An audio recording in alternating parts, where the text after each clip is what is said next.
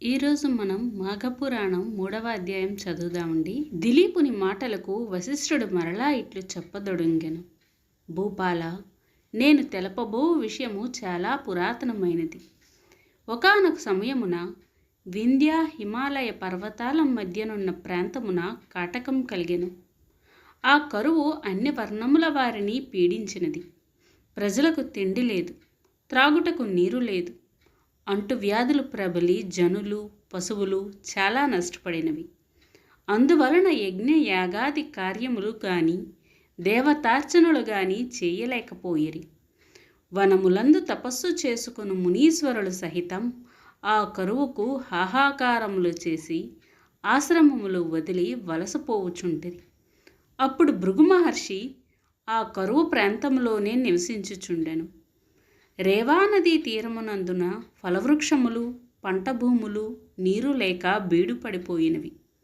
త్రాగడానికి నీరు కూడా లభించటలేదు. మహాతపస్వియగు భృగు మహర్షి కూడా ఆ కాటకమును తట్టుకోలేకపోయాడు.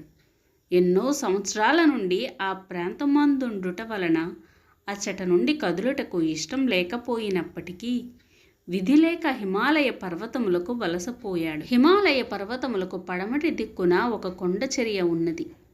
ఆ కొండచర్య అచటనున్న కైలాస పర్వతమునకు చాలా దగ్గరగా ఉన్నది. అది తెల్లగా కూడా ఉన్నది. ఆ కొండచర్య యందు ఇంద్రనీలములు ఉండుట వలన దగదగా మెరుస్తున్నది. మహర్షులు, సిద్ధులు, జ్ఞానులు ఆ కొండ వద్దకు వచ్చి శ్రీమన్నారాయణుని భక్తిభావంతో ప్రార్థించిరి. అంతియేగాక ఆ పర్వతము వద్దకు యక్షులు, గంధర్వులు వచ్చి విహరించుచుందురు అని వశిష్ఠుల వారు దిలీపునకు వివరించిరి. అంతటి దిలీపుడు వశిష్ఠునితో ఇట్లు పలికెను. ఓ మహానుభావ, ఆ పర్వతము గురించి చెప్పిన మాటలు నాకు ఆశ్చర్యము కలుగజేసినవి. ఇంకనూ విషయములున్న తెలపగోరెదను అని ప్రార్థించాను. మరలా వశిష్ఠుల వారు ఇట్లు చెప్పిరి. రాజా, నీ అభీష్టం మేరకే వివరింతును, సావధానుడవై ఆలకింపు. ఆ పర్వతరాజము కడు వింతైనది. దానిపైనున్న వింత చెట్లు, పురాతన వన్యమృగములు, అనేక రకముల పక్షులతోనున్న ఆ పర్వతం 30 యోజనములు పొడవు కలిగి 10 యోజనములు ఎత్తుగలది అయి అలవారుచుండెను. అటువంటి పర్వతం వద్దకు భృగు మహర్షి వచ్చి ఆ సుందర నయనానందకరమగు దృశ్యములను చూసి సంతోషించాడు. తాను తపస్సు చేసుకొనుటకు అదే మంచి అనుకూలమైన స్థలమని నిర్ణయించి ఆశ్రమం కట్టుకొని తపస్సు చేసుకొనుచుండెను. అట్లు కొంతకాలం గడిచిపోయెను.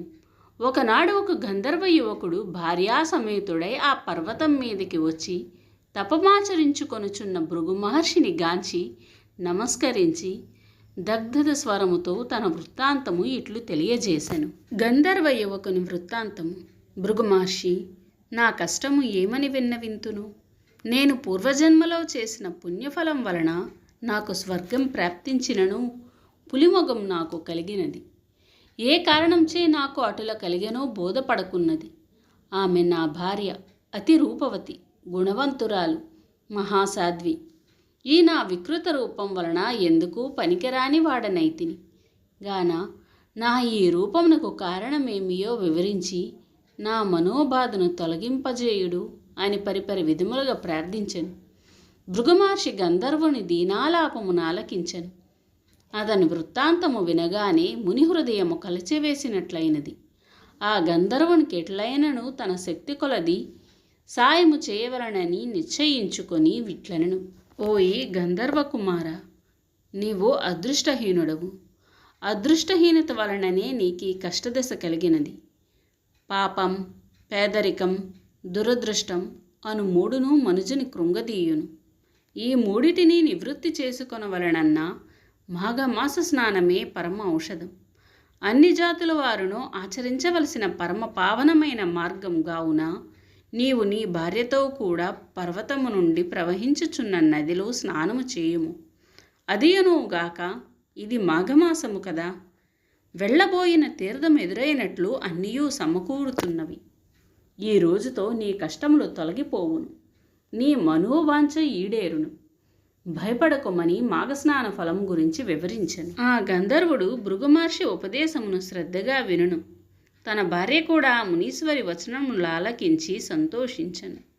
ఆ మహర్షి చెప్పిన విధంగానే గంధర్వుడు భార్యా సమేతుడై ఆదాపుననే ప్రవహించుచున్న నదిలో స్నానము చేశాను. వెంటనే తనకున్న పెద్ద పులి ముఖం పోయి తేజోవంతమైన సుందరమైన ముఖంతో ప్రకాశించెను. ఆ గంధర్వ దంపతులు అమితానందమునొందిరి. అంత వారిద్దరూ భృగు మహర్షి కడకు వచ్చి సాష్టాంగ నమస్కారము చేసిరి. భృగువు వారలను ఆశీర్వదించి పంపివేచెను. ఈ విధంగా గంధర్వ యువకుని చరిత్రమును వశిష్ఠుల వారు దిలీపుని కెరిగించి, వింటివా రాజా, గంధర్వ కుమారుని వృత్తాంతం. మాఘమాసములో పుణ్యనదుల యందు స్నానమాచరించిన ఎడల ఎట్టి ఫలము కలుగునో ఊహించుకునుము.